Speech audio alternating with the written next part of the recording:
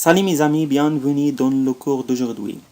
Le cours d'aujourd'hui sera contaminer les organismes cellulaires. Alors, nous avons traité le noyau, la membrane plasmique, la mitochondrie, l'appareil de Golgi, le réticulum endoplasmique, les lysosomes, le centriole, les vacuoles. On va finir par les chloroplastes. À l'exception des globules rouges et les plaquettes de sang, le noyau est le plus gros organisme cellulaire. C'est un organe fondamental et vital dans les cellules animales et végétales eucaryotes. C'est le support de l'information génétique, le génome de la cellule, qui permet à la cellule le bon fonctionnement. Alors que le noyau est entouré par une membrane, appelée membrane nucléaire, communiquant avec le cytosol par les pores nucléaires, pour but d'assurer les échanges de molécules entre le noyau et le cytoplasme de la cellule. Tous les noyaux contiennent trois éléments essentiels: le nucléole, les pores nucléaires et enfin la membrane nucléaire. Alors le nucléole, c'est un élément sphérique. C'est le lieu et le zone de transcription de l'ARN ribosomique. Alors que les pores nucléaires sont des petits canons, traversent la membrane nucléaire et assurent les échanges de molécules entre le noyau et le cytoplasme de la cellule. La membrane nucléaire, cette enveloppe avait été reconnue par Scars et constituée d'une double membrane interne et externe, se trouve en continuité avec les membranes du réticulum endoplasmique regius. Alors, on a dit que le noyau est le support de l'information génétique. Il contient trois éléments essentiels: le nucléole, les pores nucléaires et la membrane nucléaire. Le nucléole, c'est le zone de transcription de l'ARN ribosomique. Les pores nucléaires sont des petits canaux assurés les échanges de molécules entre le noyau et le cytoplasme de la cellule. La membrane nucléaire régularise les échanges nucléocytoplasmiques. La membrane plasmique, ou bien la membrane biologico-cellulaire, c'est une membrane qui fait la frontière entre le milieu intérieur de la cellule et le milieu extérieur. C'est une membrane dynamique et comporte les lipides, les glucides et les protéines. Les lipides, généralement les phospholipides et le cholestérol. Ces lipides sont amphiphiles et possèdent une partie hydrophile et une partie hydrophobe. Les glucides sont généralement des glycoprotéines et des protéoglycanes et les protéines membranaires et transmembranaires. La membrane plasmique, caractérisée par sa perméabilité sélective, pour but de conserver l'équilibre du milieu interne de la cellule, elle est responsable aussi de l'endocytose et l'exocytose cellulaire et ayant un rôle dans la signalisation cellulaire. Passons à la membrane plasmique. On a dit que la membrane plasmique, c'est une membrane dynamique, fait la frontière entre le milieu le milieu intérieur et l'extérieur de la cellule. Il contient ou bien il comporte les lipides, les glucides et les protéines et caractérisé par sa perméabilité sélective et responsable de l'endocytose et l'exocytose et la signalisation cellulaire. La mitochondrie. La mitochondrie, c'est un organisme cellulaire de forme ovoïde. Se trouve uniquement dans les organismes eucaryotes, situés à l'intérieur de la cellule.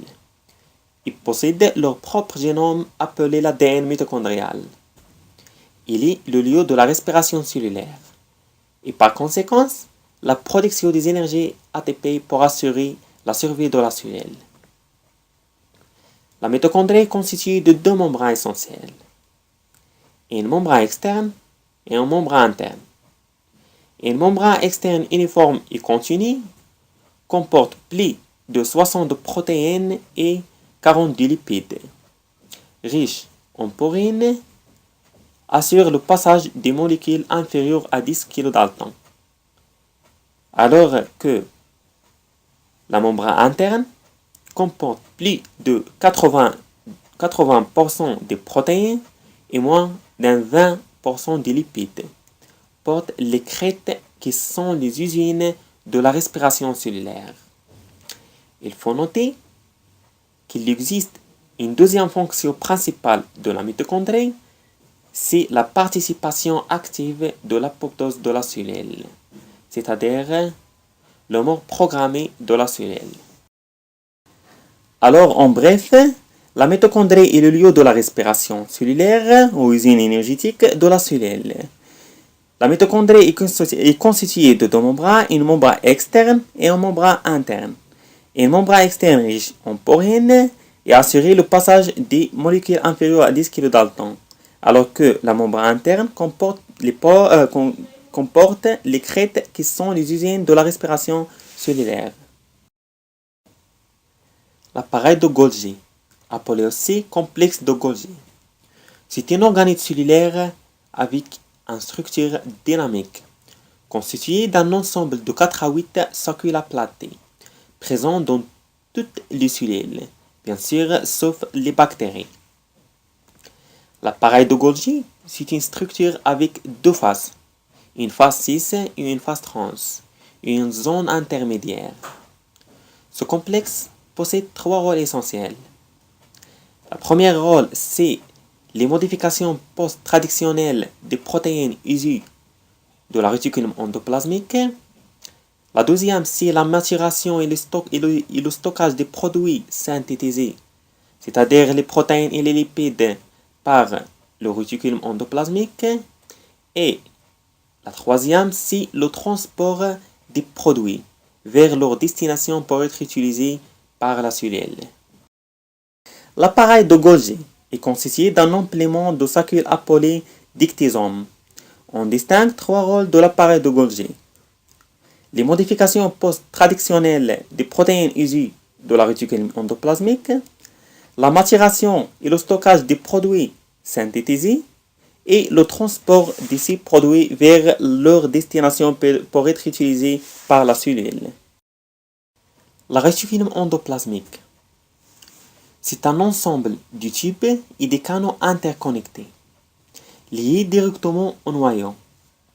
Il y a 2 types de réticulum endoplasmique, se trouvent dans toutes les cellules eucaryotes.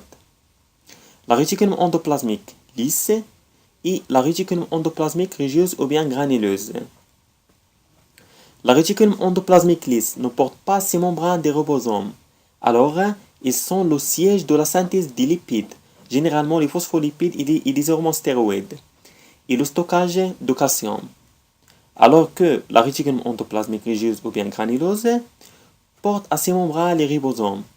Ils sont le siège de la synthèse des protéines transmembranaires et des protéines résidences du réticulum endoplasmique. Il faut noter que les produits synthétisés par la réticulum endoplasmique lisse et granuleuse vont transporter par la suite vers l'appareil de Golgi. Alors, passons à la réticulum endoplasmique.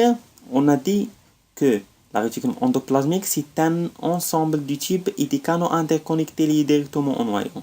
On distingue 2 types de réticulum.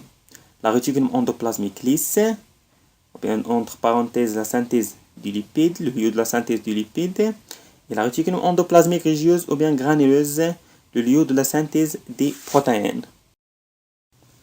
Les lysosomes sont des grosses vésicules sphériques entourées par un membrane lipoprotéique appelé la membrane lysosomale. Le lysosome, appelé aussi corpuscule lytique, se trouve dans toutes les cellules eucaryotes, mais plus fréquemment dans les cellules de la défense de l'organisme. Sa fonction principale est la digestion des particules non fonctionnelles par une enzyme spécifique appelée l'hydrolase. Lysosome. C'est un organisme cellulaire sous forme de grosses vésicules sphériques, entourées par une membrane lipoprotéique appelée la membrane lysosomale, composée de phospholipides et de protéines. Le lysosome, appelé aussi corpuscule lytique, se trouve dans toutes les cellules eucaryotes, mais sont plus fréquemment dans les cellules responsables de la défense de l'organisme, les cellules du système immunitaire. Alors que la fonction principale de lysosome est la digestion des particules non fonctionnelles par un enzyme spécifique appelé l'hydrolase. Le centriole, c'est un élément fonctionnel cylindrique rose formé de 9 microtubules disposés en anneaux se trouve dans le cytoplasme de toutes les cellules animales. Pour chaque cellule, il existe 2 centrioles à proximité du noyau.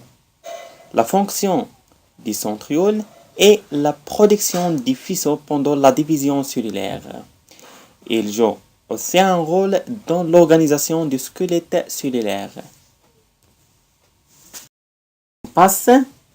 Le centriole, c'est un élément fonctionnel cylindrique rose formé de 9 microtubules disposés en anneaux.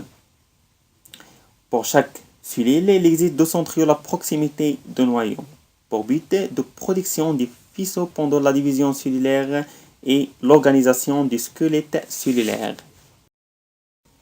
Les vacuoles sont des organettes cellulaires sous forme de petits sacs contenant l'eau et certaines nombreuses molécules et ions dissous.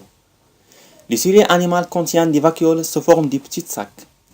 Par contre, les cellules végétales contiennent des vacuoles sous forme de gros sacs, représentent plus de 80% de la volume cellulaire. Les vacuoles possèdent une fonction de stockage et de réserve, mais la fonction principale de cette organite est de maintien de l'homéostase, entre parenthèses, la régulation de l'équilibre hydrique de la cellule. Alors, les vacuoles sont des petits sacs contenant l'eau et certaines nombreuses molécules et ions dissous. Les cellules animales contiennent des vacuoles sous forme de petits sacs. Par contre, les cellules végétales contiennent des vacuoles sous forme de gros sacs. Alors, les vacuoles possèdent une fonction de stockage et de réserve, mais la fonction principale est maintien l'homéostase de la cellule. Les chloroplastes sont des organettes cellulaires de forme ovoïde, spécifiques pour les cellules végétales, au sein duquel se déroulent les réactions photosynthétiques. Ils ne trouvent pas seulement dans les feuilles, mais ils se trouvent dans tous les organes verts des végétaux. Les chloroplastes contiennent la chlorophylle et son nombre fixe entre 1 appelé de 100 chez les cellules des végétaux supérieurs. Il faut noter que la chlorophylle est un pigment vert, possède la capacité d'absorber les énergies lumineuses pour but de synthétiser la matière organique. La chlorophylle existe dans tous les chloroplastes. Et enfin, le chloroplaste. Alors que les chloroplastes sont des organettes cellulaires de forme ovoïde spécifique pour les cellules végétales, au sein duquel se déroulent les réactions photosynthétiques. Ils ne trouvent pas seulement dans les feuilles, mais ils se trouvent dans tous les organes verts des végétaux. Les chloroplastes contiennent ce qu'on appelle la chlorophylle, et son nombre fixé entre 1 à plus de 100 chez les cellules des végétaux supérieurs. Et alors, on a fini notre cours d'aujourd'hui, des organes cellulaires, définition et rôle. J'espère que vous avez assimilé le cours et si vous avez encore des questions, merci de me questionner dans les commentaires YouTube. Et bien sûr, essayez de lire l'article ci-dessous. S'il vous plaît, mes chers amis, cliquez sur une petite j'aime et petit abonné dans ma chaîne pour me donner l'espoir de continuer avec vous. Merci à vous.